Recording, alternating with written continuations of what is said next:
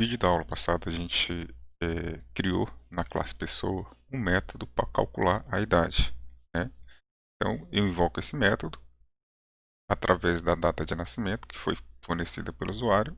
Esse método devolve um número inteiro que equivale à idade da pessoa. Então eu não preciso fornecer a idade, basta que eu tenha uma data de nascimento que automaticamente essa idade será preenchida de maneira automática. Então, lá no simulador, o que a gente fez? A gente comentou a linha onde a gente define o número inteiro para a idade, né, do motorista e setamos aqui a data de nascimento. Data de nascimento 16/2/78.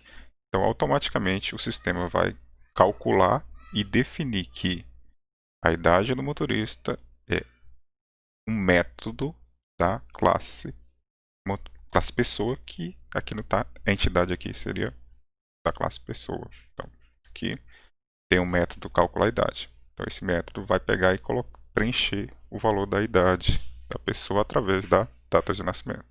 Então, se eu executar aqui esse arquivo, o que vai acontecer?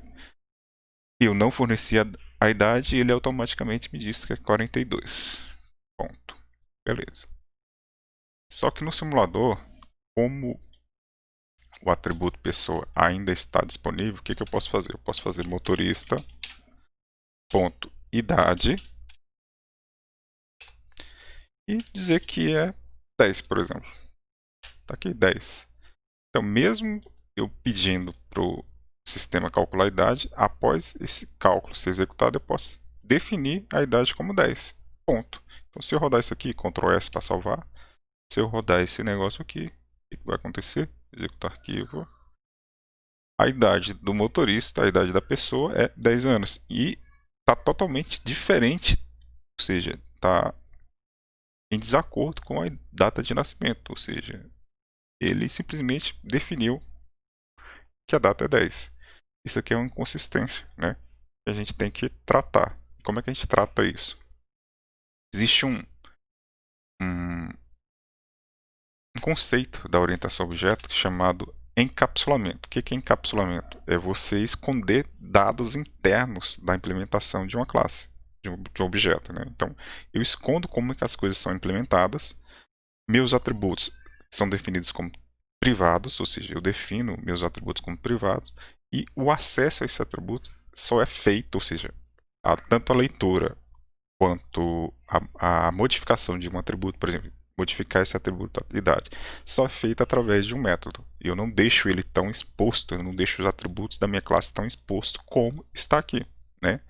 Então vamos lá para a parte teórica dessa questão. Então aqui, deixa eu voltar aqui para o início. Encapsulamento.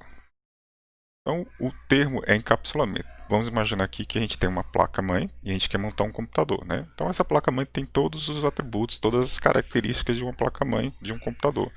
Tem tensão de entrada, tem conectores, tipos de conectores, interfaces, enfim, tem toda uma implementação. Ao usuário final de um computador, ele não interessa se o processador é de 3,6 volts ou se a interface interna é a GP. Basta que ele tenha interfaces públicas, né? Conectores públicos para ser utilizados. Então eu tenho aqui a placa-mãe, eu tenho um processador, eu tenho uma memória RAM, eu tenho um HD, eu tenho uma fonte de alimentação, né? Eu reúno tudo isso dentro de uma caixa, eu encapsulo isso dentro de uma caixa e transformo isso num gabinete, onde esse gabinete tem interfaces externas para acesso ao usuário final. Então, o usuário final não quer saber quantos volts tem o processador, qual é o tipo de interface aqui de conexão das placas, qual é o tipo de interface de conexão do processador. O usuário final simplesmente ele tem aqui disponível as interfaces e ele utiliza isso aqui. Isso é encapsular, é pegar, esconder de certa maneira as características internas dos componentes que compõem uma classe. Quais são os componentes que compõem uma classe? Atributos e métodos, né? Então vamos continuar aqui. Encapsulamento vem de encapsular. em programação orientada a objetos significa separar o programa em partes o mais isoladas possíveis. Ou seja, eu isolo componentes. Então, a classe pessoa ela tem uma série de métodos e uma série de atributos. Eu deixo eles de maneira atômica, bem isolada. Encapsular. Os atributos de uma classe são privados, ou seja, todos os atributos da classe lá, código chassi, cor, modelo, fabricante, potência do motor, data, eu não tenho acesso direto aos atributos dessa classe. Ou seja, eu não posso mudar nem ler de maneira direta. Toda vez que eu precisar ler ou alterar um atributo, o que eu tenho que fazer? Eu tenho que fazer através de um método. Então, uma das regras do encapsulamento é que os atributos de uma classe são privados, ou seja, eu utilizo a palavra reservada private para defini-los como privados, ou seja, somente métodos da classe, nesse caso aqui carro, ou somente métodos daquela classe, podem ler ou alterar dados, atributos dessa classe. Então, a regra de ouro é que os atributos de uma classe são privados. Somente métodos da classe podem alterar ou acessar valores. Lá no nosso caso, lá na classe, a gente não definiu nenhum tipo de restrição. Ou seja, eu poderia acessar diretamente o atributo sem o uso de métodos. Os atributos de uma classe são acessados via métodos públicos dessa classe. Então, eu posso definir um método como público ou privado. Ou seja, se eu não quero que um atributo seja modificado, eu não crio nenhum método para modificar ou alterar, ou definir um atributo. Então, simplesmente não vai ter nenhum método ali acessível. E como o atributo já é definido como privado, objetos de outras classes não poderão alterar esses atributos. O acesso a atributos de uma classe é feito por chamadas, métodos conhecidos como recuperação de dados, que é getters, ou modificadores de atributos, certo? Então, toda vez que eu precisar modificar um atributo, no caso aqui, cor, eu seto, né, o valor cor, aí tem a palavra reservada this. Por que tem this? O atributo que eu estou passando como parâmetro, ou seja, cor, é esse atributo aqui. Eu tenho que diferenciar do atributo cor aqui, que é da classe. Então, this significa que desta classe carro, o atributo cor desta classe. Esse atributo aqui vai ser igual ao atributo que for passado via parâmetro. Então, outro objeto vai passar o atributo cor e eu vou pegar esse valor cor que foi passado e vou atribuir ao valor this cor da classe. Então, esse atributo cor, this cor, esse aqui, vai ser igual ao atributo cor que eu vou passar, né? Que o objeto vai querer mudar. Então, eu quero que a cor seja amarela. Então, eu passo set cor, eu coloco aqui a palavra amarela. Então, this cor, quem é this cor? This cor é esse atributo da classe, vai ser igual à cor que eu passei aqui, que será amarela. Então, a cor será amarela. Toda vez que eu quiser ler o atributo cor, eu não vou simplesmente botar um ponto e fazer a leitura. Eu vou pegar um método get, que é público, e ele vai me devolver uma cor, né? No caso aqui é string.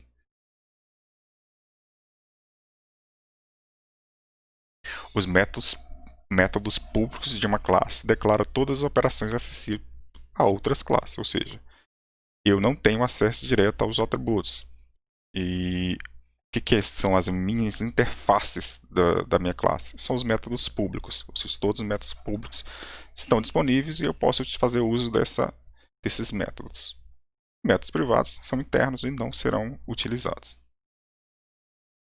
A mudança de implementação interna do objeto que preserva a interface externa, não afeta o resto do sistema. Ou seja, quando eu quero, por exemplo, eu tenho um método aqui calcular a idade. Lembra que eu falei que eu poderia usar date, eu poderia usar calendar, né? Independente da implementação desse método, a entidade que está utilizando esse método, a outra entidade que está utilizando esse método, não vai não interfere, tipo assim, não tem nenhum problema eu modificar esse método, desde que eu retorne um inteiro que vai significar a idade a partir da data fornecida pelo usuário. Então, eu posso implementar aqui com date, eu posso implementar com calendar, eu posso modificar a implementação, desde que o meu retorno seja um inteiro que represente a idade da pessoa a partir da data de nascimento, certo? Então, independente dessa implementação, o usuário final não vai enxergar, de certa forma, essa implementação. Ele vai enxergar simplesmente que ele vai pedir para calcular a idade e vai obter um retorno. Isso ajuda bastante. Eu posso implementar de diversas formas e mesmo assim o meu sistema não vai, para ele vai ser transparente, né? Então não vou ter mudanças nessa questão. Modularidade. Com encapsulamento, eu crio módulos funcionais. Né? Uma classe é um módulo funcional. Um módulo funcional que tem atributos e métodos públicos que são disponibilizados para outros objetos, outras classes. Então, criar módulos funcionais é uma qualidade, né? Um benefício do encapsulamento. Outro benefício é a ocultação de informações. É aquilo, né? Aqui no iPhone, eu tenho um sistema de vibra, né, que faz vibrar o celular. Então, eles colocam dentro de uma caixinha. Né? Ele chama de Taptic Engine. O que é esse Taptic Engine? Ele esconde, ele camufla, ele encapsula um motorzinho que faz vibrar o aparelho. Então, não me interessa como que a Apple fez a implementação desse motorzinho. Interessa que ele fornece para o celular uma funcionalidade que é vibrar. Né? Detalhes internos do funcionamento dos métodos de uma classe permanecem ocultos para os objetos. Então, aqui está oculto. Ou seja, existe, eu sei que existe um motorzinho aqui interno, mas aqui me interessa só simplesmente que ele vai vibrar ou não no caso de uma chamada, de uma mensagem que foi encaminhada. Então, a parte interna da implementação de um método dentro da classe, tanto seus atributos também, são ocultados através das suas interfaces. Né? Então eu tenho uma interface que interliga com demais partes, demais funções do aparelho, que são camufladas. E isso é uma qualidade, é um benefício. O encapsulamento traz esse benefício. Independente da maneira com que eu implemente essa funcionalidade, eu vou ter sempre um resultado idêntico em diferentes formas de implementar, né? Ou seja, celulares que não são Apples podem implementar esse motorzinho de maneira diferente, mas de tal forma que o benefício de vibrar ele é o mesmo. Segurança, questão da segurança.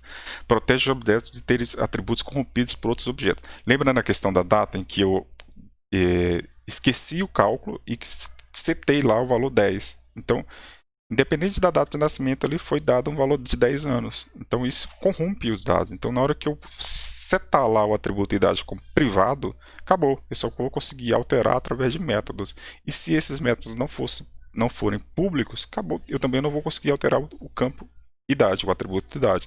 Ele vai ser calculado independente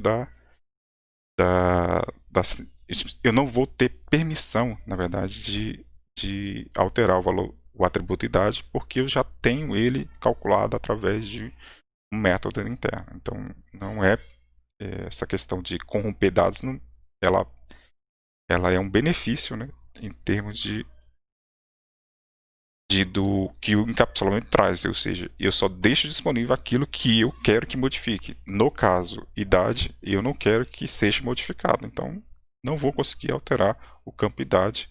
Se eu tenho data de nascimento, acabou. Então, a idade fica protegido através do encapsulamento. Independência, escondendo seus detalhes de implementação, uma classe evita que outras fiquem dependentes da sua estrutura interna. Independente da forma que eu calculo a idade, outros objetos, outras classes que utilizarem a cálculo de idade não vão me interessar como que eu implemento. Né? A parte interna não interessa. Interessa que ele vai me devolver um número que eu sei que aquele número representa a idade da pessoa. Pode ser motorista, pode ser passageiro. E é isso. A parte de teórica de encapsulamento a gente finaliza aqui. E aí no próximo vídeo eu vou mostrar como que eu implemento de fato esse conceito de encapsulamento no NetBeans, lá na nossa aplicação simulador de carros.